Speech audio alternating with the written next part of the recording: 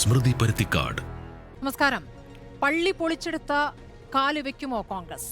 ചോദിച്ചത് സമസ്ത മുഖപത്രമാണെങ്കിലും രാജ്യത്തെ മതേതര മനസ്സ് ചോദിക്കുന്ന ചോദ്യമാണിത്. യെച്ചൂരിയും ഡി രാജയും പറഞ്ഞത് ഞങ്ങൾ അയോധ്യ രാമക്ഷേത്ര ഉദ്ഘാടന ചടങ്ങിൽ പങ്കെടുക്കില്ല എന്നാണ്. മതവിശ്വാസം രാഷ്ട്രീയ നേട്ടങ്ങൾക്കായി ദുരുപയോഗം ചെയ്യരുത് എന്നാണ്. ക്ഷണം സ്വീകരിച്ച കോൺഗ്രസ് പക്ഷേ ആരെയൊക്കെയാണ് പരിപാടിക്ക് പ്രതിനിധികളായി അയക്കുകയെന്ന് പറഞ്ഞിട്ടില്ല. ഹിന്ദുത്വയെ മൃദുഹിന്ദുത്വ കൊണ്ട് നേരിട്ടപ്പോഴൊക്കെ തിരിച്ചടി നേരിട്ടിട്ടും ലോക്സഭാ തെരഞ്ഞെടുപ്പ് നടക്കാനിരിക്കെ ഉറച്ച നിലപാടെടുക്കാനുള്ള ആർജവം കോൺഗ്രസിനുണ്ട്.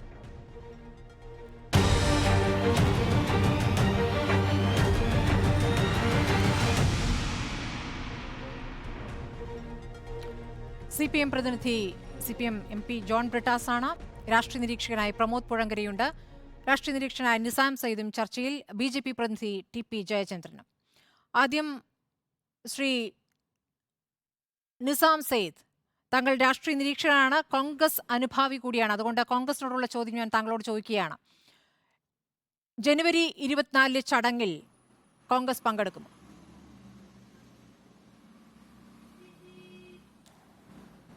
കോൺഗ്രസ് പങ്കെടുക്കുമോ എന്നുള്ളതിന് ഇതേവരെ കോൺഗ്രസ് ഔദ്യോഗികമായി പ്രതികരിച്ചിട്ടില്ല. അതുകൊണ്ട് തന്നെ ആ കാര്യത്തിൽ മുൻകൂട്ടി ഒരു അഭിപ്രായം പറയാൻ ഞാൻ തയ്യാറല്ല. പക്ഷെ സ്മൃതിയുടെ ചോദ്യത്തോട് ഞാൻ പ്രതികരിക്കുന്നത്, സ്മൃതിയുടെ ചോദ്യം ക്ഷണം സ്വീകരിച്ചിട്ടുണ്ട്, സ്മൃതിയുടെ ചോദ്യം തരൂരിന്റെ പ്രതികരണവും KCയുടെ പ്രതികരണവും ക്ഷണം സ്വീകരിച്ചിട്ടുണ്ട് എന്ന് ഔദ്യോഗികമായി ആരെങ്കിലും പറഞ്ഞാൽ ഞാൻ കേട്ടില്ല. ക്ഷണം സ്വീകരിച്ചിട്ടുണ്ടെങ്കിൽ അങ്ങനെ ക്ഷണം സ്വീകരിച്ചിട്ടുണ്ടെങ്കിൽ അത് ആർജവമില്ലാത്ത ഒന്നാണ് എന്നുള്ള സ്മൃതിയുടെ ചോദ്യം വളരെയേറെ മുൻവിധികളോട് കൂടിയതാണ് എന്നാണ് എൻ്റെ വിശ്വാസം. അത് കേരളത്തിൻ്റെ മാത്രം സാഹചര്യത്തിൽ നിന്നുകൊണ്ടുള്ള ഒരു രാഷ്ട്രീയ ബോധ്യമാണ് ആ ചോദ്യത്തിന് പിന്നിലെന്നാണ് എൻ്റെ വിശ്വാസം. ബാബരി മസ്ജിദിൻ്റെ തകർത്തത് ഇന്ത്യയിലെ ന്യൂനപക്ഷങ്ങളുടെയും ഇന്ത്യയിലെ മതേതര വിശ്വാസികളുടെയും ഒരിക്കലും മായാത്ത ഒരു മുറിവാണ് എന്നുള്ള കാര്യം ഞാനും അംഗീകരിക്കുന്നു. ആ മുറിവുണക്കുന്ന നടപടികൾ സുപ്രീം കോടതിയുടെ ഭാഗത്തു നിന്നുണ്ടാകും എന്നാണ് നാമൊക്കെ പ്രതീക്ഷിച്ചത്. പക്ഷേ നിർഭാഗ്യവശാൽ സുപ്രീം കോടതിയുടെ വിധി അങ്ങനെ ആയിരുന്നില്ല. ഇപ്പോൾ സുപ്രീം കോടതിയുടെ വിധി അനുസരിച്ച് ബാബരി മസ്ജിദ് നിലനിന്ന സ്ഥലത്ത് ഒരു രാമക്ഷേത്രം ഉണ്ടാകുന്നു. സുപ്രീം കോടതി നിയോഗിച്ച ഒരു ട്രസ്റ്റ് ആ രാമക്ഷേത്രത്തിൻ്റെ നിർമ്മാണം പൂർത്തിയാക്കുന്നു. ആ രാമക്ഷേത്രത്തിൻ്റെ ഉദ്ഘാടനത്തിനായി വിവിധ രാഷ്ട്രീയ കക്ഷികളെ ആ ട്രസ്റ്റ് ക്ഷണിക്കുന്നു. അതിൽ കോൺഗ്രസ് പങ്കെടുക്കുന്നതിൽ എന്തെങ്കിലും ഒരു ആർജവക്കുറവുണ്ട് എന്നുള്ള അഭിപ്രായം എനിക്കില്ല. തീർച്ചയായിട്ടും ഇത് BJP ഒരു രാഷ്ട്രീയ സംഭവമാക്കി മാറ്റാനുള്ള എല്ലാ ശ്രമങ്ങളും നടത്തും എന്നുള്ള ബോധ്യം നമുക്കുണ്ട്. പക്ഷെ അതേസമയം തന്നെ ഈ രാമക്ഷേത്ര ഉദ്ഘാടനം കൊണ്ട് BJP ലക്ഷ്യമാക്കുന്നത് എന്താണ്? 2024 തെരഞ്ഞെടുപ്പിൽ രാമക്ഷേത്ര നിർമ്മാണം അതിലേക്ക് എളുപ്പം വരാൻ പറ്റുമല്ലോ ശ്രീ നിസാം സയ്യിദ്. ഇപ്പോൾ തരൂരും അതിലേക്കാണ് എത്തിയത്. അതാണല്ലോ ഈ കോൺഗ്രസ് പങ്കെടുക്കില്ല എന്ന് എന്തുകൊണ്ട് പറയുന്നില്ല ശ്രീ നിസാം സയ്യിദ്? പങ്കെടുക്കില്ല എന്ന് എന്തുകൊണ്ടാണ് പറയാൻ പറ്റാത്തത്? കോൺഗ്രസ് പങ്കെടുക്കുന്നില്ല എന്ന് എന്തുകൊണ്ട് പറയണം എന്നാണ് സ്മൃതി ചിന്തിക്കുന്നത്. കോൺഗ്രസ് പങ്കെടുക്കുന്നതിന് കോൺഗ്രസിന്റേതായ ന്യായങ്ങളുണ്ട് എന്നാണ് ഞാൻ പറയാൻ ശ്രമിക്കുന്നത്. കോൺഗ്രസിന്റേതായ ന്യായങ്ങൾ എന്ന് മാത്രമല്ല, ഇന്ത്യയുടെ പൊതു വോട്ടാണ് എന്നുള്ളതല്ല, BJP അധികാരത്തിൽ നിന്ന് മാറ്റി നിർത്തുക എന്നുള്ളതാണ് ഇന്നത്തെ ഇന്ത്യൻ സാഹചര്യങ്ങളിലെ ഏറ്റവും അടിയന്തരമായ മതേതര വിശ്വാസികളുടെ ചുമതല എന്ന ബോധ്യമാണ്. മറ്റെല്ലാം സെക്കൻഡറിയാണ്. ഭരണത്തിൽ നിന്ന് മാറ്റി നിർത്താനാണോ ചടങ്ങിന്? ഈ 2024 തെരഞ്ഞെടുപ്പിനെ രാമക്ഷേത്ര നിർമ്മാണത്തെ അനുകൂലിച്ചവരും എതിർത്തവരും തമ്മിലുള്ളതാക്കി മാറ്റുക എന്നുള്ള BJPയുടെ അജണ്ടയെ തകർക്കാൻ വേണ്ടിയാണ് കോൺഗ്രസ് പോകുന്നത്. ഇന്ത്യയിലെ ജനങ്ങൾ നേരിടുന്ന മറ്റു പ്രശ്നങ്ങളിലേക്ക് തെരഞ്ഞെടുപ്പിലെ അജണ്ടയെ കൊണ്ടുവരിക, തൊഴിലില്ലായ്മ, വിലക്കയറ്റം, സാമ്പത്തികമായ അസമത്വം, 2 കോർപ്പറേറ്റുകളിലേക്ക് ഇന്ത്യയിലെ പൊതുസ്വത്ത് മൊത്തം മാറ്റുന്നത്, അങ്ങനെയുള്ള ജനങ്ങളുടെ ദൈനംദിന ജീവിതത്തെ ബാധിക്കുന്ന വിഷയങ്ങളിലേക്ക് തെരഞ്ഞെടുപ്പിന്റെ നരേറ്റീവിനെ ഡിസ്കോഴ്സിനെ കൊണ്ടുവരിക എന്നതാണ് കോൺഗ്രസ് ലക്ഷ്യമാക്കുന്നത്. നേരിടാൻ പറ്റാത്തത് കോൺഗ്രസിന് ഹിന്ദുത്വയെ നേർക്കുനേർ നേരിടാൻ പറ്റാത്തത് എന്തുകൊണ്ടാണ് അതേ തന്ത്രം തിരിച്ചു പ്രയോഗിച്ചാൽ ഞങ്ങളാണ് വിജയിക്കുക എന്ന തെറ്റിദ്ധാരണയിൽ നിങ്ങൾ കഴിയുന്നത്? നിങ്ങൾക്ക് ഇന്ത്യയിലെ വസ്തുനിഷ്ഠമായ സാഹചര്യത്തെക്കുറിച്ച് യാതൊരു വിധമായ ഇന്ത്യയിലെ വസ്തുനിഷ്ഠ ഗാന്ധി വെടിയേറ്റ് മരിച്ചപ്പോൾ വിലാപയാത്രയിൽ തുണി കൊണ്ട് അദ്ദേഹത്തെ മൂടേണ്ട, ആ മുഖം മറക്കേണ്ട, ആ വെടിയേറ്റ പാടുകൾ മറക്കേണ്ട എന്ന് തീരുമാനിച്ച നെഹ്റു ആണ്. എന്തുകൊണ്ടാണ്? ആ വെടിയുണ്ട ഏറ്റ പാടുകൾ കാണട്ടെ, ഈ ലോകം കാണട്ടെ. അത് ഹിന്ദുത്വം ഏൽപ്പിച്ച മുറിവാണെന്ന് ഈ ലോകം കാണട്ടെ. അത് ഇവിടെ മതേതര ശക്തികളെ ഒരുമിപ്പിക്കട്ടെ എന്ന് തീരുമാനിച്ച നെഹ്റു ആണ്. അവിടെ നിങ്ങോട്ട് കാര്യങ്ങൾ മാറ്റിമറിച്ചതിൽ ആർക്കൊക്കെയാണ് പങ്ക്? അവിടെ നിന്ന് ഇങ്ങോട്ട് മാറ്റിമറിച്ചതിൽ ആർക്കൊക്കെയാണ് പങ്ക്? RSSനെ 3 പ്രാവശ്യം നിരോധിച്ച പാർട്ടിയാണ് കോൺഗ്രസ്. 1975 RSSനെ കോൺഗ്രസ് നിരോധിക്കുമ്പോൾ ഇന്ദിരാഗാന്ധിക്കെതിരെ CPM-ഉം RSSും ഒന്നിച്ച് പോരാടുകയായിരുന്നു. അതിൻ്റെ പേരിൽ CPM-ൽ ഉൾപാർട്ടി പ്രശ്നങ്ങളുണ്ടായി. ജനസംഘവുമായി ഒന്നു ചേർത്ത് പോരാടരുതെന്ന് അന്നത്തെ CPM സെക്രട്ടറി ആയിരുന്ന പി സുന്ദരയ്യ അദ്ദേഹത്തിന് CPM സെക്രട്ടറി സ്ഥാനം മാറ്റിവെക്കേണ്ടതു. അടിയന്തരാവസ്ഥ കാലം ശരിയായ നടപടിയാണെന്ന് പറയുന്നുണ്ടോ കോൺഗ്രസ് ഇപ്പോൾ? ഇല്ലല്ലോ, തെറ്റ് പറ്റി എന്നല്ലേ. അടിയന്തരാവസ്ഥ കാലത്ത് RSSുമായി ഒന്നു ചേർന്ന് ഇന്ദിരാഗാന്ധി എതിർത്തത് ശരിയായ നടപടിയാണ് എന്ന് അന്ന് CPM-നകത്ത് തന്നെ എതിർപ്പുണ്ടായിരുന്നു. അത് ശരിയായ നടപടിയാണെന്ന് സ്മൃതി പറയുന്നുണ്ടോ? അന്നേ വരെ ഗാന്ധി വധത്തിന് ശേഷം RSSന് നഷ്ടപ്പെട്ട സ്വീകാര്യത തിരികെ കൊണ്ടുവന്നത് 1975 ജനസംഘവും സംഘടനാ കോൺഗ്രസും CPM-ഉം ഒന്നിച്ചു ചേർന്ന് ഇന്ദിരാഗാന്ധിക്കെതിരെ പൊരുതിയപ്പോഴാണ് അന്നേ വരെ RSSനുണ്ടായിരുന്ന അസ്പൃശ്യത മാറിക്കിട്ടിയത്. 1989 VP സിംഗിനെ 2 ഭാഗത്തു നിന്നും പിന്തുണച്ചുകൊണ്ട് വ്യാഴാഴ്ച വൈകുന്നേരം അത്താഴ സദ്യയിൽ ഭക്ഷണം ഒരുക്കിയവരാരാണ്? 91 കോൺഗ്രസ് വീണ്ടും RSSനെ നിരോധിച്ചു. അത്തരം സാഹചര്യങ്ങളിലേക്ക് RSSന് ശക്തി പകർന്നതിന് ആർക്കൊക്കെയാണ് ഉത്തരവാദിത്വം? RSSന്റെ അസ്പൃശ്യത ഇല്ലാതാക്കിയവരാണ്. ശ്രീ ജോൺ ബ്രിട്ടാസ്, ഇപ്പോൾ CPM-നും CPIക്കും പറയുന്നത് പോലെ, CPM-ഉം CPIയും പറയുന്നത് പോലെ ആർജവത്തോടുകൂടി അയോധ്യ രാമക്ഷേത്ര ചടങ്ങിലേക്ക് പോകുന്നില്ല എന്ന് കോൺഗ്രസിന് പറയാൻ പറ്റാത്തത് എന്തുകൊണ്ടാണ്? അത് പറയാൻ സമയമായിട്ടില്ലല്ലോ, ഇനിയും ദിവസങ്ങളുണ്ടല്ലോ എന്നാണ് ചിലർ പറയുന്ന ന്യായം. ഇപ്പോൾ ശ്രീ നിസാം സയ്യിദും പറയുന്നതാണ്, ഒരു ഔദ്യോഗിക പ്രതികരണം വന്നിട്ടില്ലല്ലോ, കാത്തിരിക്കാം എന്നാണ്. CPM കോൺഗ്രസ് പോകും എന്ന് കരുതുന്നുണ്ടോ? ഇപ്പം കോൺഗ്രസ് അനുകൂല നിരീക്ഷകനായിട്ടുള്ള നിസാമിൻ്റെ വാക്കുകൾ ഞാൻ സശ്രദ്ധം കേൾക്കുകയായിരുന്നു. അദ്ദേഹം അടിയന്തരാവസ്ഥയിലേക്ക് പോയി. ഒരു ചോദ്യമാണ് ചോദിച്ചത്, സ്മൃതി ചോദിച്ച ഒരു ചോദ്യമാണ്, നിങ്ങൾ പങ്കെടുക്കുകയോ ഇല്ലയോ? ആ ഒറ്റ ചോദ്യമുള്ളൂ. അതിൽ അദ്ദേഹം എവിടെയൊക്കെയാണ് പോയെന്നുള്ളത് അദ്ദേഹത്തിന് തന്നെ അറിയില്ല. ഇതാണ് നിസാമെ നിങ്ങൾക്ക് പറ്റിയിരിക്കുന്ന ഏറ്റവും പ്രധാനപ്പെട്ട ഒരു പ്രതിസന്ധി. ഇപ്പം ഞാൻ കോൺഗ്രസ് എടുക്കാൻ പോകുന്നൊരു തീരുമാനത്തെ ചോദ്യം ചെയ്യേണ്ട ഒരു ഉത്തരവാദിത്തമുള്ള ഒരാളല്ലാതെ, അത് കോൺഗ്രസ് എടുക്കുന്ന തീരുമാനം ശരിയാണോ തെറ്റാണോ എന്നുള്ള കാര്യം ജനങ്ങൾ വിധി എഴുതും. എൻ്റെ അഭിപ്രായത്തിൽ 1986-ലും 1989-ലും 1992-ലും നിസ്തൂലമായിട്ട് ഈ ബാബറി മസ്ജിദ് തകർക്കുന്നതുമായി ബന്ധപ്പെട്ട് സംഭാവന ചെയ്ത കോൺഗ്രസ് ഈ ഒരു പരിപാടിയിൽ പങ്കെടുക്കണം എന്ന് തന്നെയാണ് ഞാൻ ചിന്തിക്കുന്നത്. എന്താ കാരണം എന്ന് വെച്ചാൽ, ഉത്തരേന്ത്യയിലെ കോൺഗ്രസ് നേതാക്കൾ അവകാശപ്പെടുന്നത് ബാബറി മസ്ജിദ് തകർത്തതിൻ്റെ പൂർണ്ണ ഉത്തരവാദിത്തം, അല്ലെങ്കിൽ അതിൻ്റെ ഉത്തരവാദിത്തം മാറിയപ്പോൾ ക്രെഡിറ്റ് ഞങ്ങൾക്ക് അവകാശപ്പെട്ടതാണ്. അതുകൊണ്ട് തന്നെ രാമക്ഷേത്രം പണിയാൻ കഴിയുന്നത് ഞങ്ങളുടെ ചെയ്തികൾ കൊണ്ടാണ് എന്നാണ് കമൽനാഥ് ഉൾപ്പെടെയുള്ള നേതാക്കൾ പറഞ്ഞുകൊണ്ടിരിക്കുന്നത്. ആ പശ്ചാത്തലത്തിൽ നോക്കുമ്പോൾ ഈ ഒരു പരിപാടിയിൽ കോൺഗ്രസ് പങ്കെടുക്കുന്നതിൽ ഞാൻ പ്രത്യേകിച്ച് ഒരു അതിശയവും കാണുന്നില്ല. പക്ഷേ എനിക്കൊരു അഭ്യർത്ഥനയുണ്ട്. ഇത്രയും നേരം നിസാം സംസാരിച്ചപ്പോൾ ഞാൻ കേട്ടിരുന്നതിൽ ഒരു ഘടകമുണ്ട്. 1951 രാജേന്ദ്ര പ്രസാദിന് ജവഹർലാൽ നെഹ്റു അയച്ച ഒരു കത്തുണ്ട്. സോമനാഥ് ക്ഷേത്രത്തിൻ്റെ പരിപാടിയിൽ പങ്കെടുക്കുന്നതുമായി ബന്ധപ്പെട്ട് രാഷ്ട്രപതി പങ്കെടുക്കാൻ താല്പര്യപ്പെട്ടപ്പോൾ എന്തുകൊണ്ട് അങ്ങ് പങ്കെടുക്കാൻ പാടില്ല? ഒരു മതനിരപേക്ഷ രാഷ്ട്രത്തിൽ ഭരണാധികാരികൾ ഇത്തരത്തിലുള്ള പരിപാടികൾ വ്യാപൃതരാകാൻ പാടില്ല എന്ന് ശക്തമായിട്ട് വാദിച്ചുകൊണ്ട് അദ്ദേഹം എഴുതിയൊരു കത്താണ്. ഇന്ന് നമ്മൾ കാണുന്നത് എന്താണ്? യഥാർത്ഥത്തിൽ BJP വളർന്നത്, ഇപ്പം ഈ പറഞ്ഞ അടിയന്തരാവസ്ഥയിൽ ആരോട് ചേർന്നു? അടിയന്തരാവസ്ഥ യഥാർത്ഥത്തിൽ കോൺഗ്രസ്സുകാരല്ലേ കോൺഗ്രസിനെ വിട്ട് കോൺഗ്രസിനെതിരെ പോരാടിയത്. അപ്പോൾ അതൊക്കെ അങ്ങോട്ട് പോകേണ്ട കാര്യമില്ല. അപ്പോൾ CPM-ലെ അഭിപ്രായ വ്യത്യാസത്തെക്കുറിച്ച് അദ്ദേഹം പറഞ്ഞപ്പോൾ കോൺഗ്രസ് പിളർന്നതിനെക്കുറിച്ച് പോലും അദ്ദേഹം മിണ്ടുന്നില്ല. പോട്ടെ, അതൊന്നും അല്ല ഇവിടുത്തെ വിഷയം. പക്ഷെ ഞാൻ ചോദിക്കുന്നൊരു കാര്യം, അതായത് അയോധ്യ എന്നുള്ള ഒരു പ്രസ്ഥാനത്തെ മുൻനിർത്തിയാണ് BJP ഇവിടെ ശക്തി ആർജിച്ചത്. മതത്തെ ആയുധവൽക്കരിച്ചുകൊണ്ട് അയോധ്യയ്ക്ക് മേൽ ഒരു രാഷ്ട്രീയം പടുത്തുയർത്തുകയാണ് BJP ചെയ്തത്. അതിൻ്റെ ഒരു പിന്തുടർച്ചയായിട്ടാണ് ഇപ്പോൾ ഈ രാമക്ഷേത്ര നിർമ്മാണം നടന്നുകൊണ്ടിരിക്കുന്നത്. പ്രധാനമന്ത്രിയുടെ പ്രിൻസിപ്പൽ സെക്രട്ടറി ആയിരുന്ന നൃപേന്ദ്ര മിശ്രയാണ് ഈ പറഞ്ഞ നിർമ്മാണ സമിതിയുടെ ചെയർമാൻ. വിശ്വഹിന്ദു പരിഷത്തിൻ്റെ വൈസ് പ്രസിഡൻ്റാണ് ഈ പറഞ്ഞ ക്ഷേത്ര ട്രസ്റ്റിൻ്റെ ജനറൽ സെക്രട്ടറി. എന്തുകൊണ്ടും ഇതിനെ ഒരു ഗവൺമെൻറ് പരിപാടിയായിട്ടും അതുപോലെ തന്നെ ഒരു മതപരിപാടിയുമായിട്ടും കൂട്ടിയിണക്കി BJPയുടെ സംഘ് പരിവാറിൻ്റെ ഒരു രാഷ്ട്രീയ യാത്രയ്ക്കുള്ള പ്രയാണത്തിനുള്ള ഒരു എന്താ പറയുക അടിത്തറയാക്കുകയാണ് ചെയ്തത്. ഇപ്പോൾ നടക്കാൻ പോകുന്ന ഒരു കാര്യം യഥാർത്ഥത്തിൽ അടുത്ത പൊതുതെരഞ്ഞെടുപ്പിന് മുമ്പുള്ള ഒരു കാഹളം വിളിക്കലാണ് യഥാർത്ഥത്തിൽ മോഡി ചെയ്യാൻ ഉദ്ദേശിക്കുന്നത്.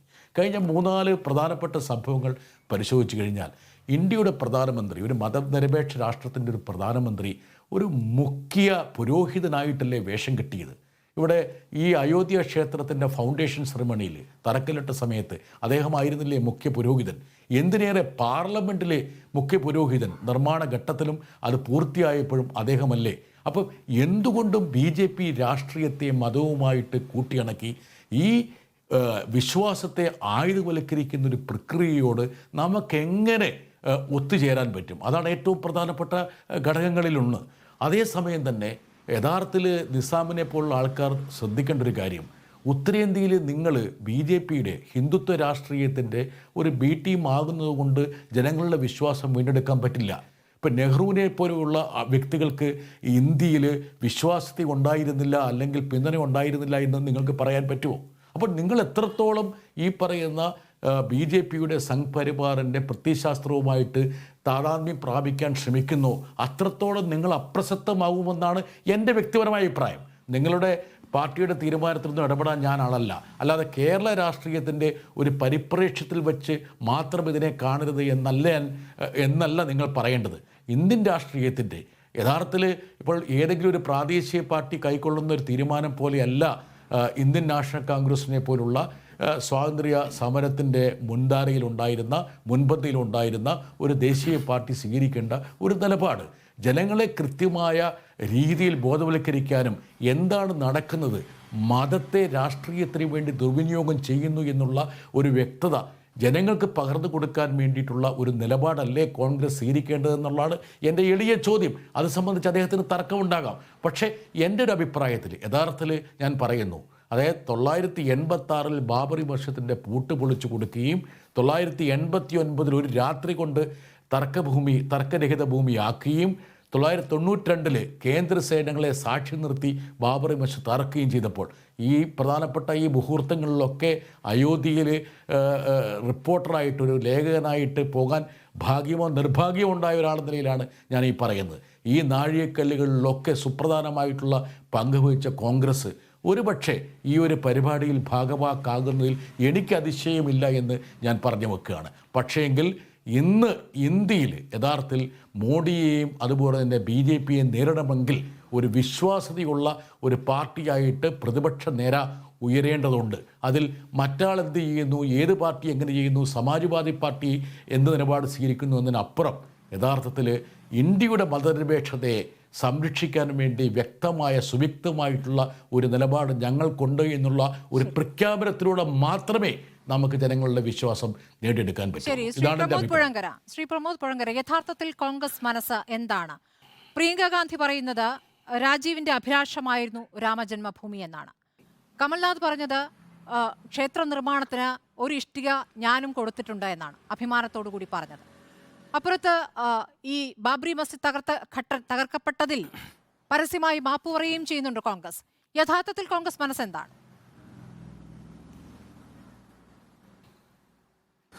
വാസ്തവത്തിൽ കോൺഗ്രസ് ഇപ്പോൾ ചെയ്യുന്നത് BJPയുടെ രാഷ്ട്രീയ അജണ്ടയെ, ഇന്ത്യയിൽ BJPയുടെ രാഷ്ട്രീയ അജണ്ടയെ അതിൻ്റെ പൂർണ്ണ അർത്ഥത്തിൽ നടപ്പാക്കുന്നതിന് വേണ്ട ഒരു രാഷ്ട്രീയ കാലാവസ്ഥ ഉണ്ടാക്കി കൊടുക്കുകയാണ്. ഇത് കോൺഗ്രസിനെ മനസ്സിലാകാതെ പോകുന്നതിൻ്റെ പ്രശ്നം കോൺഗ്രസിനകത്ത് എത്രയോ കാലമായി നിലനിൽക്കുന്ന അതിലെ വൈരുദ്ധ്യം കൊണ്ടാണ്. ഈ വൈരുദ്ധ്യം എന്ന് പറയുന്നത് ഇന്ത്യൻ രാഷ്ട്രീയത്തിൽ സ്വാതന്ത്ര്യ സമരകാലം തൊട്ട് തന്നെ കോൺഗ്രസിനകത്ത് നിലനിൽക്കുന്ന അതിൻ്റെ ഒരു തരത്തിലുള്ള ഹിന്ദു ട്രഡീഷണലിസ്റ്റുകളുടെയും കൺസർവേറ്റീവ് കൺസർവേറ്റീവ് ആയിട്ടുള്ള ഹിന്ദു കൺസർവേറ്റീവ് പൊളിറ്റിക്കൽ ധാരയുടെയും ഒരു ഭാഗം കോൺഗ്രസിലുണ്ട്. എക്കാലത്തും കോൺഗ്രസിൽ അതുണ്ട്. അത് 80കളിൽ എത്തുമ്പോഴേക്കും ഇന്ദിരാഗാന്ധിയും പിന്നീട് രാജീവ് ഗാന്ധിയും അടക്കമുള്ള കോൺഗ്രസ് നേതൃത്വം അതിനെ വളരെ അവസരവാദപരമായ രീതിയിൽ അതിന് ഉപയോഗിച്ചു എന്നുള്ളതാണ്. മറ്റത് എത്രയോ കാലമായിട്ട് ഇപ്പോൾ ഇന്ത്യൻ സ്വാതന്ത്ര്യ സമരത്തിൽ അത്തരമൊരു നാനാതരത്തിലുള്ള രാഷ്ട്രീയ ധാരകൾ ആദ്യം തന്നെ കോൺഗ്രസിലുണ്ടായിരുന്നു. 1924 ഹിന്ദു മഹാസഭയുടെ സമ്മേളനവും കോൺഗ്രസിന്റെ സമ്മേളനവും ഒരേ സമയം ബൽഗാവിൽ നടക്കുകയാണ്. ഒരേ സമയത്താണ് അതവിടെ നടക്കുന്നത്. രണ്ട് സമ്മേളനത്തിലും പ്രതിനിധികൾ പരസ്പരം മാറി മാറിയൊക്കെ പങ്കെടുത്തിരുന്നു. ഒരു 30കളിലാണ് കോൺഗ്രസിലെ ഇടതുപക്ഷ മതേതര നേതൃത്വം വളരെ ശക്തിപ്പെടുകയും ഈ ഹിന്ദു യാഥാസ്ഥിതികർക്കും ഹിന്ദുത്വവാദികൾക്കും നിൽക്കാൻ പറ്റാതെ വരികയും അവർ പുറത്തേക്ക് ഒരു വിഭാഗം ഈ ഹിന്ദു മഹാസഭയെ സവർക്കറുടെയൊക്കെ നേതൃത്വത്തിൽ വേറൊരു തരത്തിലേക്ക് വളരെ തീക്ഷ്ണമായ ഹിന്ദുത്വ പൊളിറ്റിക്സിന്റെ ഐഡിയോളജിയുടെ ഭാഗത്തേക്ക് രൂപപ്പെടുത്തുകയും ചെയ്യുന്നത്. ഇത് അപ്പോഴും കോൺഗ്രസ്സിൽ ഈ മൃദു ഹിന്ദുത്വത്തിന്റെ മാത്രമല്ല ഹിന്ദു യാഥാസ്ഥിതികത്വത്തിന്റെയും ഈ ഹിന്ദുത്വ രാഷ്ട്രീയത്തിനോട് ചായ്വുള്ളവരുടെയും ശാഖ അവസാനിച്ചിരുന്നില്ല. വളരെ പ്രബലമായി തന്നെ അത് നിലനിന്നിരുന്നു. സ്വാതന്ത്ര്യത്തിന് ശേഷം ഒരു തരത്തിൽ പട്ടേലിന്റെ അനുഭാവത്തിൽ അതുപോലെ തന്നെ ഗോവിന്ദ് വല്ലഭായ് പന്തിന്റെയും ഒക്കെ ഭാഗമായിട്ട് വളരെ ശക്തരായ നേതാക്കൾ തന്നെ അതിൽ നിലനിന്നിരുന്നു. ഇപ്പൊ നേരത്തെ ഇവിടെ സൂചിപ്പിച്ച പോലെ രാമജന്മഭൂമി ബാബറി മസ്ജിദ് തർക്കം എന്നുള്ള പേരിൽ ബാബറി മസ്ജിദ് പൊളിക്കാനിലേക്ക് എത്തിയ 92 ഡിസംബർ 6 ബാബറി മസ്ജിദിന്റെ ഗോപുരങ്ങളും ഇന്ത്യൻ മതേതരത്വത്തിന്റെ കുംഭഗോപുരങ്ങളും ഒന്നൊന്നായി തകർത്ത നടപടിയിലേക്ക് എത്തുന്നത് തുടങ്ങുന്നതിന്റെ വലിയൊരു സംഭവം എന്ന് പറയുന്നത് 49 ഒരു ഡിസംബർ 22 പാതിരാത്രിയിൽ അവിടെ കൊണ്ടുപോയി വെച്ച രാംലല്ല വിഗ്രഹത്തിലാണ്. ആ രാംലല്ല വിഗ്രഹം കൊണ്ടുവയ്ക്കുന്നതിന് അന്നത്തെ ജില്ലാ മജിസ്ട്രേറ്റ് കെ നായരുടെ നേതൃത്വത്തിൽ അത് ചെയ്യുന്നതിന് എല്ലാ ഒത്താശ ചെയ്തു കൊടുക്കുകയും അതിനുള്ള ഗൂഢാലോചനയിൽ ഒരു തരത്തിൽ പങ്കാളിയാവുകയും ചെയ്ത അന്നത്തെ UP യുണൈറ്റഡ് പ്രോവിൻസിന്റെ തലവനായിരുന്ന കോൺഗ്രസിന്റെ വലിയ നേതാവായിരുന്ന ഗോവിന്ദ് GB പന്താണ്. അതിനുശേഷം ഇങ്ങോട്ട് കോൺഗ്രസിലെ ഈ നെഹ്റുവിയൻ മതേതരധാരയും ഈ മൃദു ഹിന്ദുത്വത്തിന്റെയും ഹിന്ദുത്വ യാഥാസ്ഥിതിത്വത്തിന്റെയും ധാര തമ്മിലുള്ള ഏറ്റുമുട്ടൽ വളരെ രൂക്ഷമായി തന്നെ അന്ന് നടന്നിരുന്നു. അങ്ങനെയാണ് 50-ൽ ഗോവധ നിരോധനം നടപ്പാക്കണം, ഗോസംരക്ഷണം നടപ്പാക്കണം, ഇസ്ലാമിക് സ്റ്റേറ്റായ പാകിസ്ഥാനോട് പ്രതികാരം ചെയ്യണം എന്ന് ഓൾ ഇന്ത്യ റെഫ്യൂജി ക്യാമ്പിൽ പ്രസംഗിച്ച PB പുരുഷോത്തം ദാസ് ടണ്ടൻ എന്ന് പറയുന്ന കോൺഗ്രസ് നേതാവ്, രാജർഷി എന്നറിയപ്പെട്ടിരുന്ന കോൺഗ്രസ് നേതാവ് കോൺഗ്രസിന്റെ പ്രസിഡന്റ് ആവുന്നു. നെഹ്റു അതിനെതിരെ ശക്തമായ നിലപാടെടുക്കുന്നു. PB ടണ്ടന് രാജിവെക്കേണ്ടി വരുന്നു. ശേഷം നെഹ്റു തന്നെ പ്രസിഡന്റ് ആകുന്നു. അങ്ങനെ നെഹ്റുവിന്റെ യാതൊരു തരത്തിലും വിട്ടുവീഴ്ചയില്ലാത്ത കൃത്യമായ മതേതര രാഷ്ട്രീയത്തിൽ നിന്നിട്ടാണ് കോൺഗ്രസ് 70കളുടെ അവസാനം വരെയും അത് ഏതാണ്ട് പിന്തുടരുന്ന ഒരു ധാരയുണ്ടാവുന്നു. 80കൾ എത്തുമ്പോഴേക്കും കോൺഗ്രസിന് നഷ്ടമായി. ഇന്ദിരാഗാന്ധി തന്നെ അത് തുടങ്ങി. ഇന്ത്യയിലെ നിരവധി പ്രദേശങ്ങളിൽ തങ്ങളുടെ ഓപ്പർച്യൂണിസ്റ്റിക് പൊളിറ്റിക്സിന് വേണ്ടിയിട്ട് അവസരവാദപരമായ രാഷ്ട്രീയത്തിന് വേണ്ടി ഇപ്പോൾ പഞ്ചാബിലാണെങ്കിൽ ശിരോമണി അകാലിദളിനെതിരെ ഭിന്ദ്രൻവാലയെ പിന്തുണയ്ക്കുന്നു. ഇന്ദിരാഗാന്ധിയാണ് VHPയുടെ ഭാരത് മാതാ മന്ദിർ ഉദ്ഘാടനം ചെയ്തത് ഇന്ദിരാഗാന്ധിയാണ്. അതിൽ നിന്നും രാജീവ് ഗാന്ധിയിലേക്ക് എത്തുമ്പോൾ ഈ നേരത്തെ പറഞ്ഞ ഇപ്പോൾ ഇവിടെ സൂചിപ്പിച്ച പോലെയുള്ള ബാബറി മസ്ജിദിന്റെ പൂട്ട് തുറന്നു കൊടുക്കുകയും ശിലാന്യാസത്തിന് അനുമതി കൊടുക്കുകയും ഹിന്ദു വർഗീയതയെ പ്രീണിപ്പിക്കുന്നതിന് വേണ്ടി നിരവധിയായ 80കൾ എന്ന് പറയുന്നത് ഹിംസാത്മകമായ ഹിന്ദു വർഗീയതയുടെ രഥയാത്ര നടക്കുന്ന ഒരു കാലത്തിലേക്കാണ് അതുണ്ടായിരുന്നത്. അതിന് നിശബ്ദ സാക്ഷിയാവുക മാത്രമല്ല അതിൽ പങ്കാളികളായി തങ്ങളുടെ വോട്ട് ബാങ്ക് വികസിപ്പിക്കാൻ കഴിയുമോ എന്നുള്ള നോട്ടം കൂടിയാണ് കോൺഗ്രസ് നടത്തിയത്. അതിന്റെ ദുരന്ത ഫലമാണ് 92 ഡിസംബർ 6 കരസേവകർ അവിടെ ബാബറി മസ്ജിദ് തകർക്കുമ്പോൾ നിശബ്ദരായി അതിനൊത്താശ ചെയ്തു കൊടുക്കുന്ന നരസിംഹറാവുവിന്റെ നേതൃത്വത്തിലുള്ള കോൺഗ്രസ് ഭരണകൂടമോട് ഉണ്ടായത്. അതിനുശേഷം ഇങ്ങോട്ട് ഇപ്പോൾ കോൺഗ്രസ് എത്തി നിൽക്കുന്ന ഈ പരിതാപകരമായ ദയനീയമായ രാഷ്ട്രീയാവസ്ഥ എന്ന് പറയുന്നത് നേരത്തെ ഇവിടെ അദ്ദേഹം പറഞ്ഞ പോലെ ഇപ്പോൾ എന്തിനത് പറയണമെന്ന് ഇപ്പോഴല്ലാതെ നിങ്ങൾ എപ്പോഴാണ് പറയുന്നത്? ഇന്ത്യയുടെ രാഷ്ട്രീയ ശരീരത്തെ, ഇന്ത്യയുടെ സാമൂഹ്യ ശരീരത്തെ ഹിന്ദുത്വ രാഷ്ട്രീയം ഒന്നൊന്നായി വിഴുങ്ങിക്കൊണ്ടിരിക്കുകയും അതിൽ ആഴത്തിൽ പടരുകയും ചെയ്യുന്ന ഒരു സമയത്ത് മതേതര രാഷ്ട്രീയത്തിനൊപ്പമാണ് നമ്മളെന്നും മതേതര രാഷ്ട്രീയത്തിനൊപ്പമാണ് കോൺഗ്രസ് എന്നും പറയേണ്ട ഒരു സമയത്ത് ഇന്ത്യ ബ്ലോക്ക് എന്നുള്ള ഒരു പ്രതിപക്ഷ മുന്നണി ഉണ്ടാകുമ്പോൾ അതിൽ മതേതര രാഷ്ട്രീയത്തിന്റെ അടിസ്ഥാനത്തിലാണ് ഈ നേരത്തെ പറഞ്ഞ എല്ലാ പാർട്ടികളും ഏതാണ്ട് എല്ലാ പാർട്ടികളും നിൽക്കുന്നത്, ഈ രാജ്യം മുഴുവൻ നിൽക്കുന്നത്. ഈ ഹിന്ദുത്വ രാഷ്ട്രീയത്തിന്റെ ഒരു സിമ്പലായിട്ട് അവർ കാണുന്ന രാമജന്മഭൂമി, അടുത്ത ലോക്സഭാ തെരഞ്ഞെടുപ്പിലേക്ക് രാമജന്മക്ഷേത്രത്തിന്റെ അവിടെ നിന്നുള്ള ഈ ഉദ്ഘാടനവും ഈ പരിപാടികളും അടുത്ത ലോക്സഭാ തെരഞ്ഞെടുപ്പിന്റെ ഒരു പ്രചരണോദ്ഘാടനം കൂടിയായി മാറുന്ന ഒരു സ്ഥലത്ത് മാപ്പുസാക്ഷികളെ പോലെയാണ് ഇന്ത്യയിലെ ഏറ്റവും വലിയ മതേതര പാർട്ടി എന്ന് അവകാശപ്പെടുന്ന കോൺഗ്രസും അതിന്റെ നേതൃത്വവും പോയിരിക്കുന്നതെങ്കിൽ എന്തു പറഞ്ഞാണ് അടുത്ത ലോക്സഭാ തെരഞ്ഞെടുപ്പിൽ നിങ്ങൾ ആളുകളുടെ മുന്നിലെത്തുക? ഈ പ്രശ്നം എന്ന് പറയുന്നത് ഒരു 2 വാചകം കൂടി അതിൽ കൂട്ടിച്ചേർക്കാനുണ്ട്. ഇത് കോൺഗ്രസ് നിരന്തരമായി ഉപയോഗിക്കുകയും വീഴുകയും ചെയ്യുന്ന ഒരു പ്രശ്നമാണ്. അത് നമ്മൾ കേരളത്തിലെ ശബരിമല സമരക്കാലത്ത് ഹിന്ദുത്വ വർഗീയതയുടെ മുൻപിൽ താളമടിച്ച് പാട്ടുപാടി വിഷപ്രസംഗങ്ങൾ, വർഗീയ വിഷപ്രസംഗങ്ങൾ നടത്തിയ കോൺഗ്രസ് നേതാക്കന്മാരെ നമ്മൾ കണ്ടു. ഒരു നേട്ടവും കോൺഗ്രസിന് അതിൽ നിന്നുണ്ടാക്കാൻ പറ്റിയില്ല. മറിച്ച് കേരളീയ സമൂഹത്തെ അതിൻ്റെ ഏറ്റവും ഭീകരമായ രീതിയിലുള്ള ഹിന്ദുത്വ വർഗീയതയുടെ ചെളിയിലേക്ക് അതിനെ തള്ളിയിടുക മാത്രമാണ് ആ ശബരിമല ലഹള കൊണ്ടുണ്ടായത്. ഇത് തന്നെ മധ്യപ്രദേശിൽ പോലെ കമൽനാഥിന്റെ നേതൃത്വത്തിൽ ചെയ്ത് പരാജയപ്പെട്ടത് നാം കണ്ടു. ഗോശാല സംരക്ഷണം, ഗോമൂത്ര വിപണനം, ചാണകവിരളികളുടെ വിൽപ്പന, രാംവൻ ഗമൻ പഥ് എന്നൊക്കെ പറഞ്ഞ് കമൽനാഥിന്റെ നേതൃത്വത്തിൽ അവിടെ നടത്തിയ ഞാൻ വരാം. ശ്രീ ടി പി ജയചന്ദ്രൻ, ഇപ്പോൾ രാമക്ഷേത്രത്തിന്റെ ഉദ്ഘാടന ചടങ്ങിൽ ക്ഷണം ലഭിച്ചെങ്കിലും പങ്കെടുക്കില്ല എന്ന് സീതാറാം യെച്ചൂരി പറയുകയാണ്. മതവിശ്വാസം രാഷ്ട്രീയ നേട്ടങ്ങൾക്കായി ദുരുപയോഗം ചെയ്യരുത് എന്നാണ് അദ്ദേഹം പ്രസ്താവനയിൽ പറയുന്നത്. അതോടൊപ്പം മതവിശ്വാസത്തെ മാനിക്കുന്നുണ്ട് എന്ന് പറയുന്നു. ഈ ചടങ്ങ് ഒരു സർക്കാർ പരിപാടിയാക്കി മാറ്റുന്നത് ദൗർഭാഗ്യകരമാണ് എന്ന് പറയുന്നു. ഇത് സർക്കാർ പരിപാടിയാണ് എന്ന് BJP സമ്മതിക്കുന്നുണ്ടോ? ഇത് രാഷ്ട്രീയ നേട്ടത്തിന് ഉപയോഗിക്കില്ല എന്ന് ഉറപ്പിച്ചു പറയാൻ BJPക്ക് സാധിക്കും?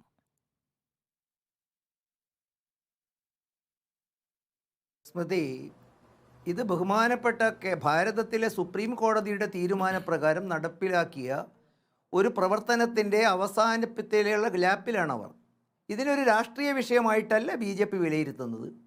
സുപ്രീം കോടതിയുടെ നിർദ്ദേശപ്രകാരം അതിനൊരു സമിതി ഉണ്ടാക്കുകയും സുപ്രീം കോടതി തീർപ്പ് കൽപ്പിക്കുകയും രാജ്യത്തുണ്ടായിരുന്ന പലരുടെയും വർഗീയ ആഗ്രഹങ്ങളെ തൃപ്തിപ്പെടുത്തി ഒരു രക്തപ്പുഴ സ്വപ്നം കണ്ടവരെ നിരാശരാക്കിക്കൊണ്ട് അവരിൽ പലരും ഇന്ന് നിരാശരായിരിക്കാം, ഞാൻ അവരെ കുറ്റപ്പെടുത്തുന്നില്ല. സ്വാഭാവികമായിട്ടും അതിൻ്റെ ഒരു ഘട്ടത്തിലുള്ള ഒരു ആരാധനാലയത്തിൻ്റെ നിർമ്മാണം പൂർത്തിയായി കഴിഞ്ഞു. രണ്ടാമത് ആരാധനാലയത്തിൻ്റെ നിർമ്മാണവും നടന്നുകൊണ്ടിരിക്കുന്നു. അതും ഈ അടുത്ത സമയത്ത് തന്നെ അതിനും പൂർണ്ണമായ ഒരു പരിസമാപ്തി ഉണ്ടാകും. ഒരുപക്ഷെ ഇന്ന് പറയുന്നവർ അതിനും പങ്കെടുക്കുമോ ഇല്ലയോ എന്ന പറയുന്ന കാര്യത്തെ അറിയാൻ സാധിക്കുകയുള്ളൂ. ഞാൻ മനസ്സിലാക്കിയിടത്തോളം നിർമ്മാണ സമിതിയാണ് എല്ലാവരെയും ക്ഷണിച്ചിരിക്കുന്നത്. താല്പര്യമുള്ളവർക്ക് അതിന് പോകാം. അതൊക്കെ ഓരോരുത്തരുടെയും വ്യക്തിപരമായ താല്പര്യവും കാര്യങ്ങളുമാണ്.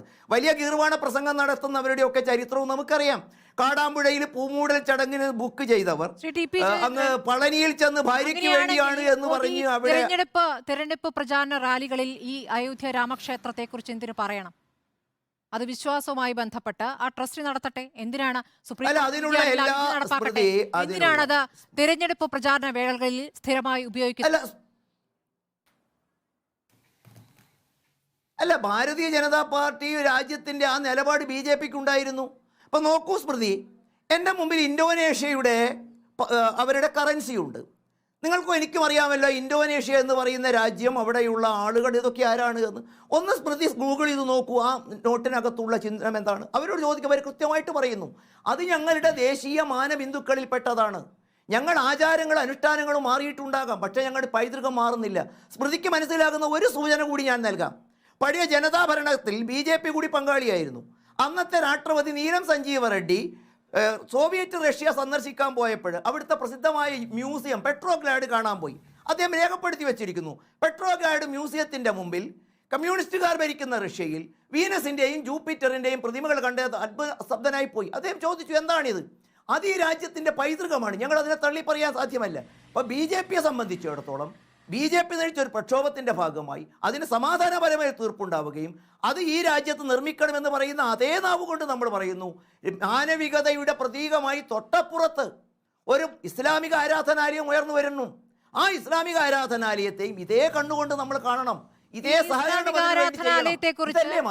എവിടെയും തെരഞ്ഞെടുപ്പ് പരിപാടികളിൽ മോദി പ്രസംഗിക്കുന്ന കേട്ടില്ലല്ലോ. അതിന്റെ നിർമ്മാണം ഒരു വശത്ത് നടക്കുകയാണ് എന്ന് പറഞ്ഞു കേട്ടില്ല. ആരാണ് തകർത്തത് എന്ന് ചോദ്യമുണ്ടല്ലോ ജയചന്ദ്രൻ. സുപ്രീം കോടതി പറഞ്ഞിട്ടല്ലോ തകർത്തത്. അതൊക്കെ ആണോ സ്മൃതി? അതൊക്കെ രാജ്യം സ്മൃതി, അതൊക്കെ രാജ്യം ചർച്ച ചെയ്യുകയും രാജ്യം ചർച്ച രാജ്യത്തിൽ ചെയ്തു. അത്തരം തർക്കങ്ങൾ ഉണ്ടാകുമ്പോൾ പരിഹരിക്കേണ്ട പരമോന്നത അതെങ്ങനെയാണ് സ്ഥാപനം അത് നിങ്ങൾക്ക് പരിഹരിക്കുകയും ചെയ്യും. ഇനി മോദി നിങ്ങൾക്ക് പറയാത്തൊരു ചരിത്രത്തെ കാര്യം മാറ്റി എഴുതാൻ പറ്റും. ചരിത്രത്തെ മാറ്റി എഴുതാൻ സ്മൃതി, പറ്റും. ചരിത്രത്തിൽ സംഭവിച്ച കാര്യങ്ങൾ പറയരുത് എന്നെങ്ങനെയാണ് പറയുക ശ്രീ ടി പി ജയേന്ദ്രൻ? അത് കഴിഞ്ഞതല്ലേ. ഇനി അങ്ങോട്ട് ഞങ്ങൾ ക്ഷേത്രം പണിതത് മാത്രം കണ്ടാൽ മതി എന്നെങ്ങനെയാണ് പറയുക? പള്ളി പൊളിച്ചിടത്താണല്ലോ ക്ഷേത്രം.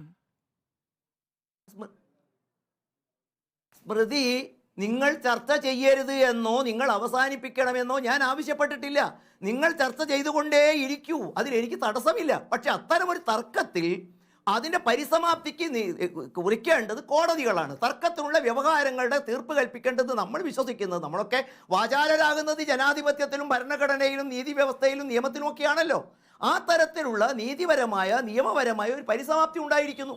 ഇനി പറയാത്ത കാര്യം സ്മൃതി ശ്രദ്ധിച്ചോ?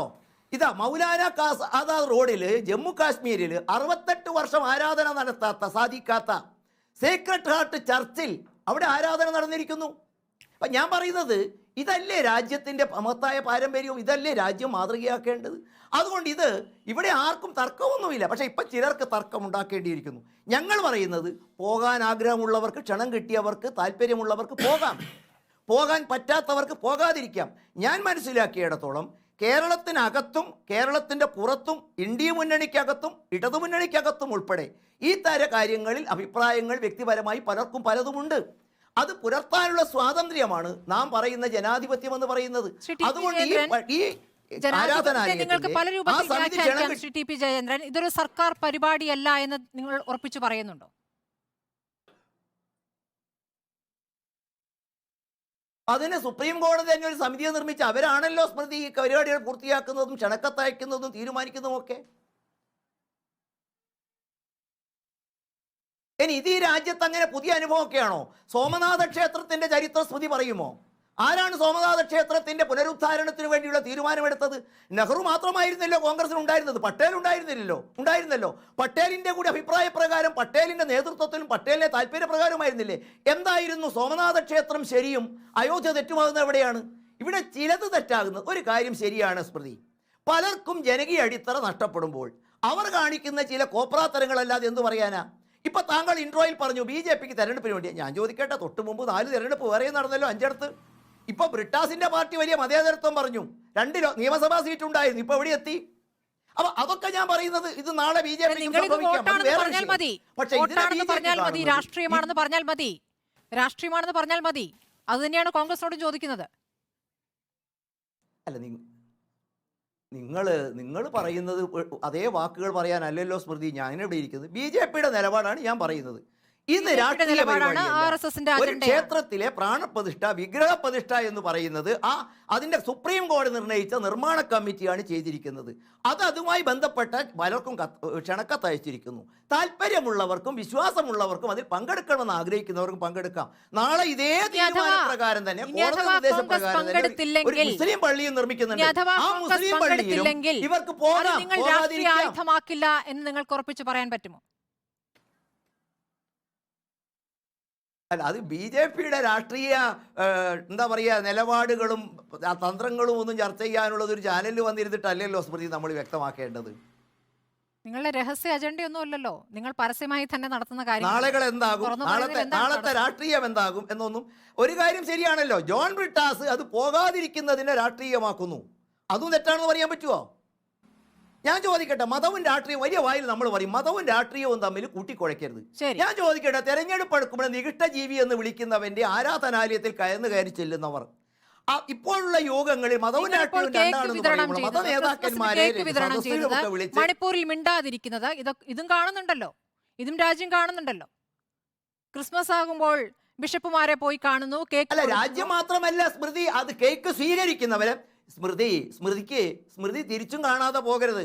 ഓണത്തിനും ക്രിസ്തുമസിനും പോവുകയും പോവാതിരിക്കുകയും ഒക്കെ ചെയ്യാനുള്ള സ്വാതന്ത്ര്യം നമുക്കൊക്കെ ഇല്ലേ? എല്ലാത്തിനും സ്വാതന്ത്ര്യമുണ്ട്. മണിപ്പൂരിൽ മിണ്ടാതിരിക്കാനും പ്രധാനമന്ത്രിക്ക് സ്വാതന്ത്ര്യമുണ്ട്. മണിപ്പൂരിൽ ഇത്തവണ ക്രിസ്മസ് ഉണ്ടായിരുന്നില്ല. കേരളത്തിന്റെ മൂലയെന്ന് പറയുമ്പോൾ സ്മൃതി കേരളത്തിൽ അതിനുശേഷവും കഴിഞ്ഞല്ലോ ആ വടക്ക് കിഴക്കൻ മേഖലയിലെ തെരഞ്ഞെടുപ്പ്. അന്ന് അതിനുവേണ്ടി ബഹളം ഉണ്ടാക്കിയവരിപ്പോൾ എവിടെ എത്തി? നേരെ മറിച്ച് മണിപ്പൂർ ഇവിടെ നടന്ന തെരഞ്ഞെടുപ്പിൽ BJPയുടെ സ്ഥിതി എന്തായി എന്ന് നമുക്കറിയാമല്ലോ. നമ്മൾ ഇവിടുന്ന് പറയുന്നത് പോലെയൊന്നും അല്ല സ്മൃതി ഈ രാജ്യത്തെ ജനങ്ങളുടെ മനസ്സ്. കേരളത്തിലെ മാധ്യമങ്ങൾക്ക് മറ്റു പല അജണ്ടകളുണ്ട്, നിങ്ങൾ മനസ്സിൽ കാണുന്നത് ഞാൻ എതിർക്കുന്നില്ല. പക്ഷേ അതാണ് ഇന്ത്യ രാജ്യത്തെ ജനങ്ങളുടെ മനസ്സിലുള്ളത് എന്ന് നിങ്ങൾ വിധി എഴുതരുത്. അങ്ങനെയാണെങ്കിൽ ഇപ്പോൾ കഴിഞ്ഞ തെരഞ്ഞെടുപ്പിൽ അങ്ങനെ ആവുമായിരുന്നില്ല. വടക്ക് കിഴക്കൻ മേഖലയുടെ തെരഞ്ഞെടുപ്പ് നിങ്ങൾ ഈ പറയുന്ന അനുഭവിച്ച വടക്ക് കിഴക്കൻ മേഖലയിൽ നടന്നല്ലോ ഒരു സംസ്ഥാനത്തെ തെരഞ്ഞെടുപ്പ്. BJPയിൽ ന്യൂനപക്ഷങ്ങളിലുള്ളവർ നിങ്ങൾ ഈ പറഞ്ഞ അനുഭവിച്ചവർ മത്സരിച്ചല്ലോ. അവർക്കും നേരത്തെ ഒരു MLA ഉണ്ടായിരുന്നു, 2 വന്നു. ഈ രണ്ടാമത്തെ ആളുകളുടെ ജാതിയും മതവും ഒക്കെ ഒന്ന് ചെകഞ്ഞു നോക്കി പരിശോധിക്കുന്നതോ നന്നും. ഇതൊക്കെ നമ്മൾ ചർച്ച ചെയ്യുമ്പോൾ അപ്പോൾ നമ്മൾ ഇവിടെ കിടന്ന് ചർച്ച ചെയ്യുന്നതോ നമ്മൾ മനസ്സിൽ കാണുന്നതോ ഒന്നുമല്ല ഇത് അനുഭവിക്കുന്നവൻ്റെ മനസ്സിലുണ്ടാകുന്നത് എന്ന് നമ്മൾ കാണണം. ശരി, ശ്രീ നിസാം സയ്യിദ്, ഇപ്പോൾ തിരഞ്ഞെടുപ്പ് വരുന്നു, ലോക്സഭാ തിരഞ്ഞെടുപ്പ് വരികയാണ്. ഹിന്ദി ഹൃദയഭൂമിയിലെ വോട്ട് പ്രധാനമാണ്. അങ്ങനെ വരുമ്പോൾ ഈ ചടങ്ങിൽ പങ്കെടുത്തില്ലെങ്കിൽ അത് ലോക്സഭാ തെരഞ്ഞെടുപ്പിൽ തിരിച്ചടിയാകും. അതാണോ കോൺഗ്രസിനെ ബുദ്ധിമുട്ടിലാക്കുന്നത്? ഇപ്പോൾ ഞങ്ങൾ ആ ചടങ്ങിനില്ല എന്ന് ഉറപ്പിച്ചു പറയാൻ കോൺഗ്രസിന് പറ്റാത്തത് അതുകൊണ്ടാണോ? പറയാൻ സമയമായിട്ടില്ലല്ലോ, ഇനിയും സമയമുണ്ടല്ലോ എന്ന് താങ്കൾ നേരത്തെ പറഞ്ഞതാണ്. അതിനി ആവർത്തിക്കണമെന്നില്ല. കാരണം ഇന്ത്യ മുന്നണിയിലെ മറ്റു പല പാർട്ടികളും ഇക്കാര്യത്തിൽ നിലപാട് പറഞ്ഞു കഴിഞ്ഞു, മമതയടക്കം പറഞ്ഞു കഴിഞ്ഞു.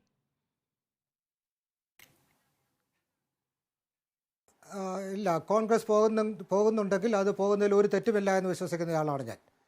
പല കാരണങ്ങളുണ്ട്. ഇപ്പോൾ സ്മൃതി തന്നെ ചോദിച്ചതിലെ ഒരു പ്രശ്നം എന്ന് പറയുന്നത്, സ്മൃതി ആദ്യം തന്നെ പറഞ്ഞു കോൺഗ്രസ് പോകുന്നത് കോൺഗ്രസിൻ്റെ ആർജവമില്ലായ്മ കൊണ്ടാണ് എന്നുള്ളൊരു പ്രിസംഷനിലാണ് ഈ ഡിസ്കഷൻ മുന്നോട്ട് പോകുന്നത്.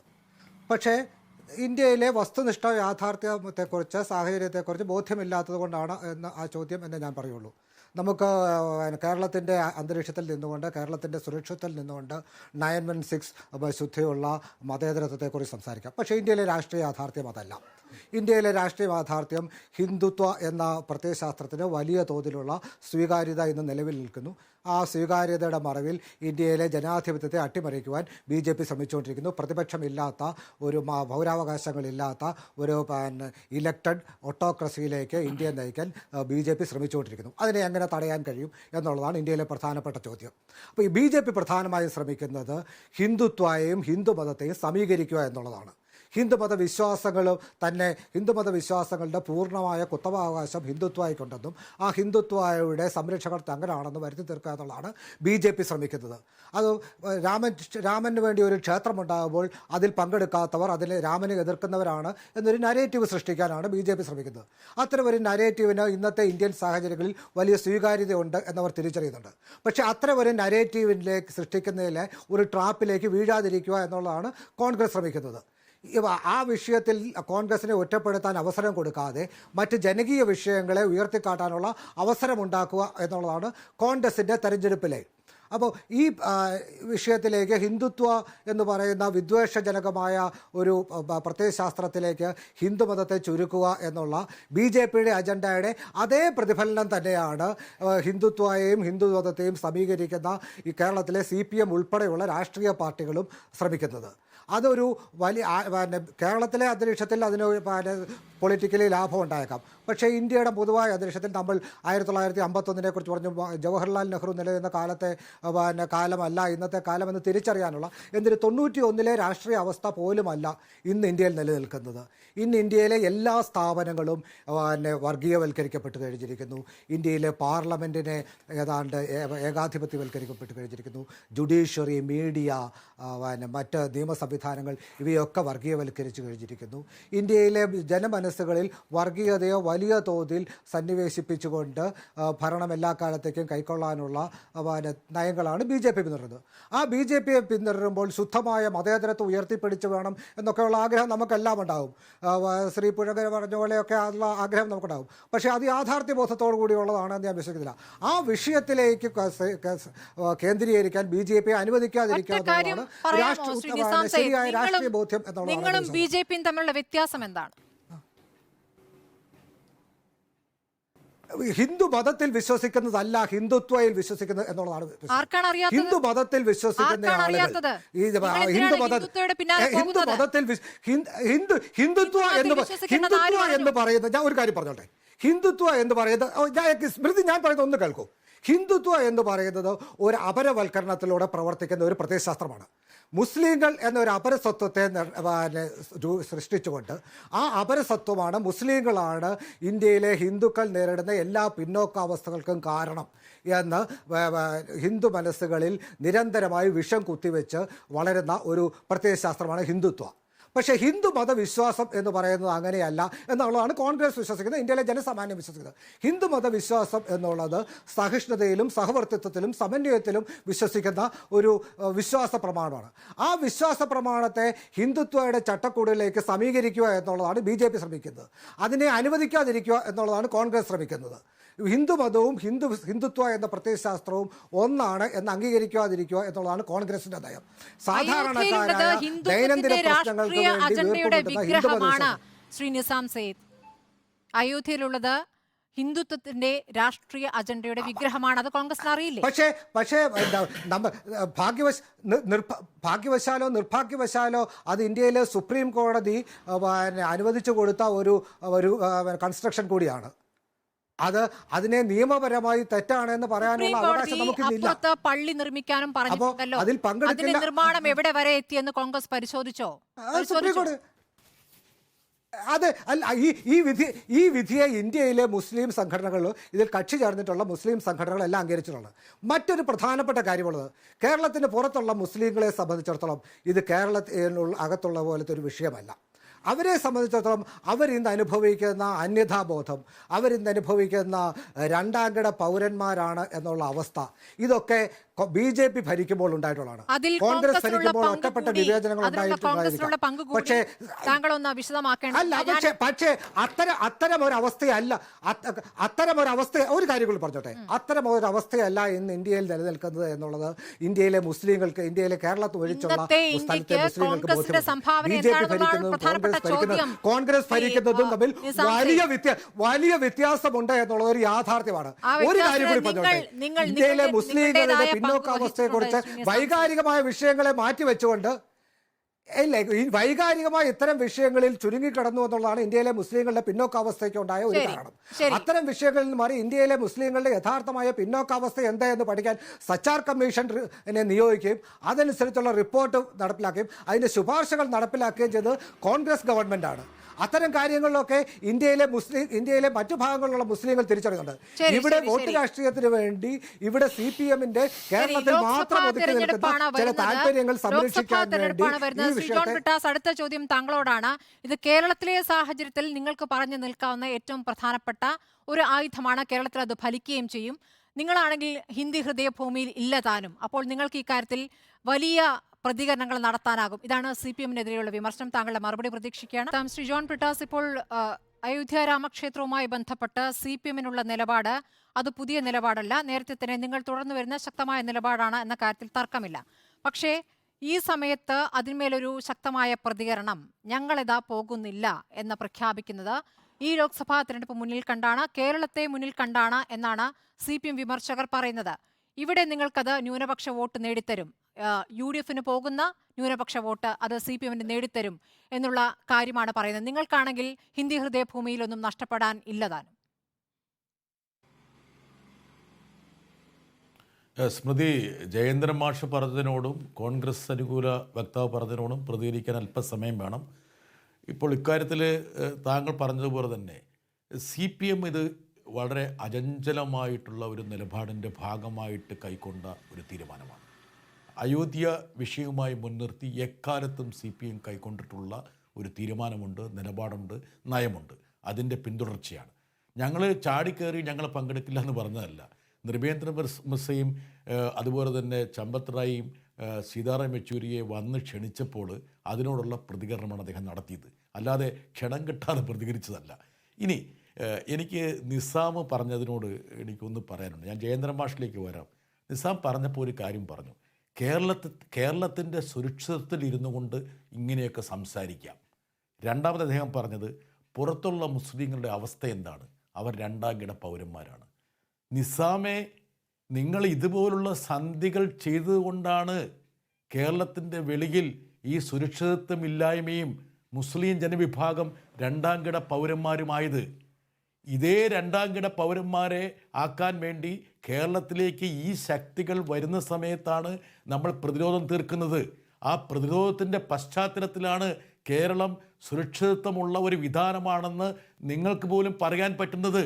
അതുകൊണ്ടാണ് ഞങ്ങൾ പറയുന്നത്, ഒരു തരത്തിലും ഈ ശക്തികളുടെ മുമ്പിൽ ഒരു തരത്തിലുള്ള സന്ധിക്കും പോകരുത് എന്നുള്ളത്. ഇത് നേരത്തെ പ്രമോദ് പറഞ്ഞതുപോലെ നമ്മുടെ രാജ്യത്തിൻ്റെ മതനിരപേക്ഷതയും ജനാധിപത്യത്തെയും വിഴുങ്ങാനുള്ള ശക്തിയാണ്. ഞാനിപ്പോൾ പാർലമെൻറ്റിൽ നിന്ന് പുറത്താക്കപ്പെട്ട 3 മാസത്തേക്ക് സസ്പെൻഷൻ കൽപ്പിക്കപ്പെട്ട MP-യാണ്. 146 MP-മാരെയാണ് പാർലമെൻറ്റിൽ നിന്ന് പുറത്താക്കിയത്. ഇന്ത്യയുടെ ചരിത്രത്തിൽ ആദ്യമായിട്ടാണ് ഇത്തരത്തിലുള്ളൊരു നടപടി ഉണ്ടാകുന്നത്.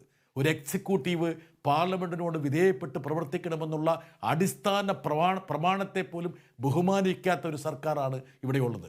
ജയേന്ദ്രൻ മാഷ് വളരെ വാചാലമായി സുപ്രീം കോടതി പറഞ്ഞു. ജയേന്ദ്രൻ മാഷെ, ഞാൻ 1987 മുതൽ ഈ ഡൽഹിയിൽ ഇരുന്നു കൊണ്ട് ഈ അയോധ്യ പ്രസ്ഥാനത്തിൻ്റെ എല്ലാ ഉൾപ്പിരിവുകളും മനസ്സിലാക്കിയ ഒരാളാണ്. നിങ്ങൾ ആദ്യകാലത്ത് എന്താ പറഞ്ഞത്? വിശ്വാസവുമായി ബന്ധപ്പെട്ട ഒരു കാര്യത്തിൽ ഒരു കാരണവശാലും കോടതിയുടെ തീർപ്പ് ഞങ്ങൾ അംഗീകരിക്കില്ല എന്നല്ലേ പറഞ്ഞത്? അവസാനം നിങ്ങൾ പരുവപ്പെടുത്തിയെടുത്ത ഒരു സാഹചര്യത്തിൽ സുപ്രീം കോടതി വിധി വന്ന ശേഷമല്ലേ ഇപ്പോൾ നിങ്ങൾ സുപ്രീം കോടതി എന്ന് പറഞ്ഞുകൊണ്ടിരിക്കുന്നത്? അതിനു മുമ്പ് സുപ്രീം കോടതി നിങ്ങൾ പറഞ്ഞിരുന്നോ? LK അദ്വാനിയെ പോലുള്ള നേതാക്കൾ പരസ്യമായിട്ടല്ലേ സുപ്രീം കോടതിയെ വെല്ലുവിളിച്ചത്? എന്തിനേറെ നരസിംഹറാവു ഈ വിഷയം 142 പ്രകാരം സുപ്രീം കോടതിക്ക് റഫർ ചെയ്തപ്പോൾ നിങ്ങൾ അതിനെ ശക്തിയായി എതിർത്തവരല്ലേ? പിന്നെ നിങ്ങളുടെ ഭാഷ കേട്ട് കഴിഞ്ഞാൽ ബാബറി മസ്ജിദ് പൊളിച്ചതെന്തോ സ്വാതന്ത്ര്യ സമരത്തിൻ്റെ ഭാഗമായിട്ടാണെന്ന് വിചാരിക്കും. എത്ര പേരുടെ ജീവനാണ് ജയേന്ദ്ര മാഷെ നഷ്ടപ്പെട്ടത്. ഈ പറഞ്ഞ ഗഗോയി എന്ന് പറയുന്ന എൻ്റെ സഹപ്രവർത്തകൻ അധ്യക്ഷം വഹിച്ച 5-അംഗ ബെഞ്ച് ആ വിധി പ്രസ്താവം നടത്തിയ ശേഷം അദ്ദേഹം ഒരുപക്ഷെ പാപക്കറ കഴുകിക്കളയാൻ വേണ്ടി പീലാത്തോസ് കൈകഴുകിയ പോലെ വീഞ്ഞു കഴിച്ച് ആ സായാഹ്നം ചെലവിട്ടപ്പോൾ ആ വിധി പ്രസ്താവത്തിന് ഒരു കാര്യമുണ്ട്. കൊടും കുറ്റകൃത്യമാണ് നിങ്ങൾ നടത്തിയത് ഈ പള്ളി പൊളിച്ചത് എന്നുള്ളത്. ഞങ്ങളുടെ വിയോജിപ്പ് എന്തായിരുന്നു? ഈ കുറ്റകൃത്യം നടത്തിയവർക്ക് തന്നെ പിന്നീട് ആ ഭൂമി വിട്ടുകൊടുത്തതായിരുന്നു ഞങ്ങളുടെ വിയോജിപ്പ്. ഏത് സുപ്രീം കോടതി വിധിയോടും വിയോജിപ്പ് പ്രകടിപ്പിക്കാനുള്ള ഒരു ധാർമ്മിക അവകാശം, അധികാരം ഒരു പൗരനുണ്ട്, ഒരു രാഷ്ട്രീയ പാർട്ടിക്കുണ്ട്. അത് ഉയർത്തിപ്പിടിച്ചുകൊണ്ട് തന്നെയാണ് ഞാൻ പറയുന്നത്. പിന്നെ നിങ്ങൾ പറഞ്ഞു സുപ്രീം കോടതിയിൽ നിന്ന്. ഏത് സുപ്രീം കോടതിയാണ് പറഞ്ഞത് ഇവിടുത്തെ ഭരണകൂടം ഒരു മതപരമായ പരിപാടിയിൽ ഭാഗവാക്കാകണമെന്ന്? പ്രധാനമന്ത്രി തറക്കല്ലിടണമെന്നും പ്രധാനമന്ത്രി ഇതിൽ ഭാഗവാക്കാകണമെന്നും റോഡ് ഷോ നടത്തണമെന്നും മതപരമായിട്ടുള്ളൊരു കൃത്യത്തെ രാഷ്ട്രീയത്തിൻ്റെ ആക്കണമെന്നും ഏത് സുപ്രീം കോടതിയാണ് പറഞ്ഞത്? നിങ്ങൾക്കിത് മതപരമാണോ? ശ്രീരാമൻ എന്ന് പറഞ്ഞാൽ സമാധാനത്തിൻ്റെയും സാക്ഷരതയുടെയും ചിഹ്നമല്ലേ? നിങ്ങൾ ഒരു വിഭാഗത്തെ അടിച്ചമർത്താൻ വേണ്ടിയിട്ട് ഇവിടെ രക്തച്ചൊരിച്ചിൽ ഉണ്ടാക്കാൻ വേണ്ടിയിട്ടുള്ള ഒരു വിഷയമായിട്ടല്ലേ ഇത് വരുത്തിയത്? പിന്നെ മൈറ്റ് ഈസ് റൈറ്റ് എന്നുള്ള നിങ്ങളുടെ പഴയ ഒരു ഇത് ആപ്തവാക്യമുണ്ടോ? ആ ആപ്തവാക്യമല്ലേ നിങ്ങളിപ്പോൾ ഉയർത്തിപ്പിടിക്കുന്നത്? നിങ്ങളിപ്പോൾ കഴിഞ്ഞ ദിവസം പ്രധാനമന്ത്രി ക്രൈസ്തവ നേതാക്കളെ വിളിച്ച് ഭക്ഷണം കൊടുത്തു, അല്ലെങ്കിൽ അവരെ കൂട്ടുചേർന്നു.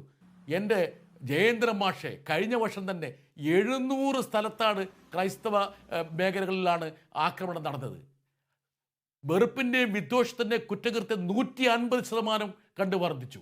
9 മാസമായിട്ട് ഒരു സംസ്ഥാനം കത്തിക്കൊണ്ടിരിക്കുന്നു. 240ഓളം പള്ളികളാണ് മണിപ്പൂരിൽ തകർക്കപ്പെട്ടത്.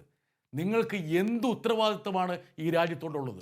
നിങ്ങൾ ഈ അയോധ്യ പ്രസ്ഥാനവുമായി ബന്ധപ്പെട്ട് നിങ്ങളുടെ പാർട്ടിയെ വളർത്തി നിങ്ങൾ ഹിന്ദുത്വ രാഷ്ട്രീയത്തെ മുമ്പോട്ട് തള്ളി ഈ രാജ്യത്തിന്റെ അടിത്തറയാണ് നിങ്ങൾ തകർത്തത്. 959 നെഹ്റു പറഞ്ഞു, അതായത് ഒരു മതനിരപേക്ഷ ഭരണകൂടം ഒരു കാരണവശാലും ഒരു മതപരമായ കാര്യങ്ങളോട് ചേർന്ന് നിൽക്കാൻ പാടില്ല, അത് ഹിന്ദുത്വ റിവൈവലിസ്റ്റിന് വഴിവെക്കുമെന്ന് അദ്ദേഹം മുന്നറിയിപ്പ് നൽകി. അത് കേട്ടിരുന്നെങ്കിൽ, കോൺഗ്രസ് ആ വാക്കുകൾ കേട്ടിരുന്നെങ്കിൽ ഈ ദുരന്തം ഈ രാജ്യത്തിന് ഉണ്ടാകില്ല എന്ന് ഉറച്ചു വിശ്വസിക്കുന്നതാണ് ഞാൻ. ശ്രീ പ്രമോദ് പുഴങ്കര, ചുരുക്കി പറയണം, കഴിഞ്ഞ നിയമസഭാ തെരഞ്ഞെടുപ്പുകളിൽ തോറ്റ സംസ്ഥാനങ്ങളിൽ പോലും 40%-ലേറെ വോട്ട് നേടിയിട്ടുണ്ട് കോൺഗ്രസ്. BJP-യേക്കാൾ 9 ലക്ഷത്തിലധികം വോട്ട് നേടിയിട്ടുണ്ട്. എന്നിട്ടും ഒരു ആത്മവിശ്വാസക്കുറവ് ഈ വിഷയത്തിൽ എന്തുകൊണ്ടായിരിക്കും?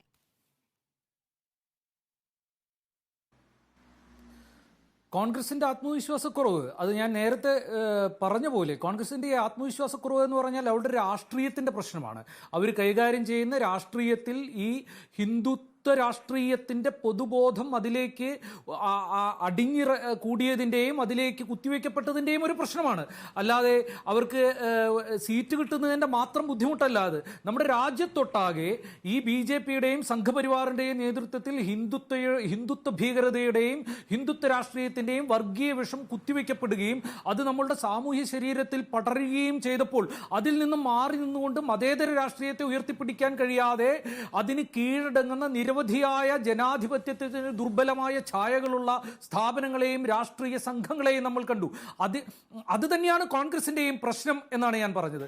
അതുകൊണ്ടാണ് ഇതിൽ കൃത്യമായൊരു നിലപാട് സ്വീകരിക്കാൻ, അത് കേരളത്തിലെ ശബരിമല പ്രശ്നമായാലും ശരി, മറ്റു വിഷയങ്ങളായാലും ശരി, ആർട്ടിക്കിൾ 370യുടെ കാര്യമായാലും ശരി, കൃത്യമായ നിലപാട് സ്വീകരിക്കുന്നതിന് കോൺഗ്രസിന്റെ പ്രശ്നമുള്ളത്. ഇനി മറ്റൊന്നുകൂടി പറയാം, ഇത് കോൺഗ്രസിന്റെ പ്രശ്നം മാത്രമല്ല, ഇത് നാം ഒരു ജനാധിപത്യ രാജ്യം എന്നുള്ള രീതിയിൽ നാം നേരിടേണ്ട ഒരു പ്രശ്നം കൂടിയാണ്.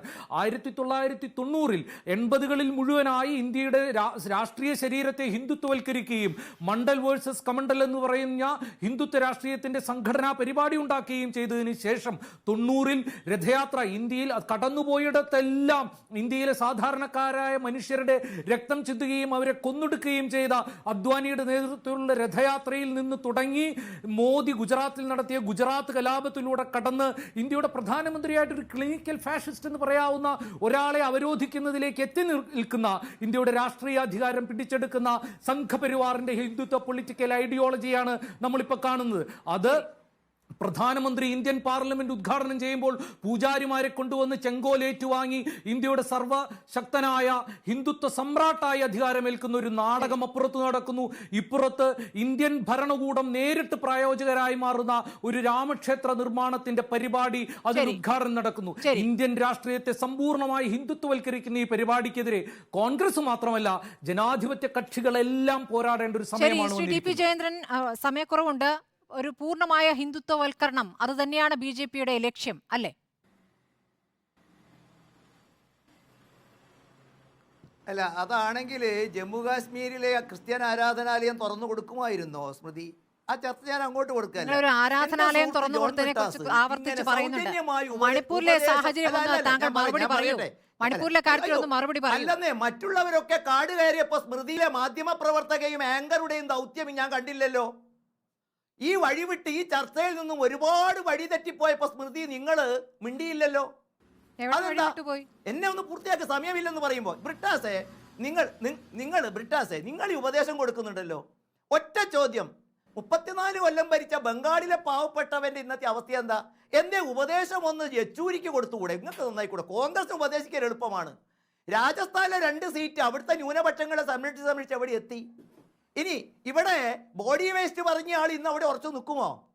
അതുകൊണ്ട് ഇതൊക്കെ തരാതരം പോലെ നമ്മൾ ഉപയോഗിക്കും. നികൃഷ്ട ജീവിയാകും. തെരഞ്ഞെടുപ്പ് വരുമ്പോൾ അവിടെ അരമനയിൽ ഇടയ്ക്ക് കയറി ചെല്ലും. രാജ്യദ്രോഹം പറയും, കോടതിയുടെ മാന്യതയെക്കുറിച്ച് പറയും, കോടതിയുടെ വിധികളെ നമ്മൾ ഉല്ലംഘിക്കും. സ്മൃതി, ഇവിടെ ഇത്ര ഒറ്റ കാര്യമേ ഞങ്ങൾക്കുള്ളൂ.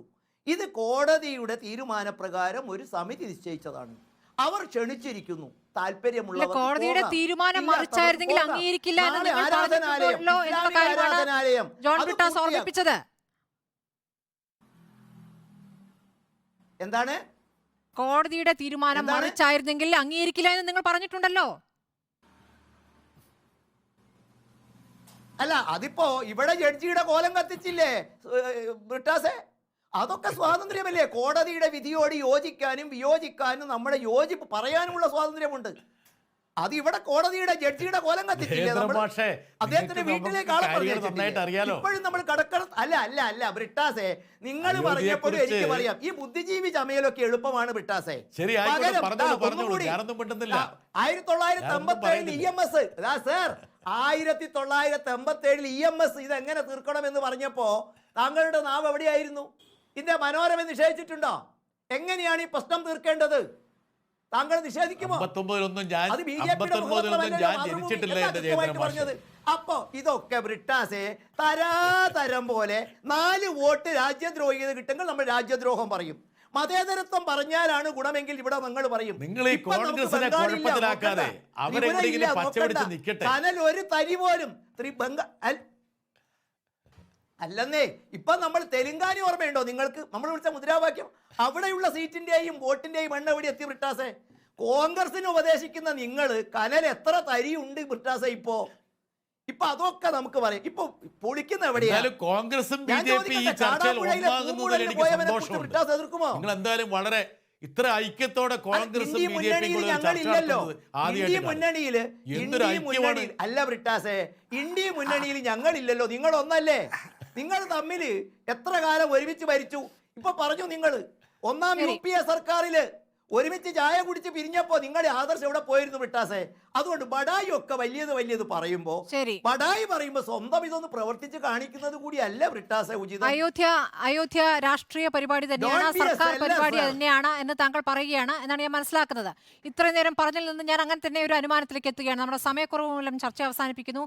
കോൺഗ്രസിന്റെ ഔദ്യോഗിക പ്രതികരണം പങ്കെടുക്കുമോ ഇല്ലയോ എന്ന കാര്യത്തിൽ വൈകാതെ ഒരു പ്രതികരണം സോണിയാഗാന്ധിയിൽ നിന്നോ ഹൈക്കമാൻഡിൽ നിന്നോ ഉണ്ടാകുമെന്ന് പ്രതീക്ഷിക്കുകയാണ്. വളരെ നന്ദി ചർച്ചയിൽ പങ്കെടുത്ത എല്ലാവർക്കും.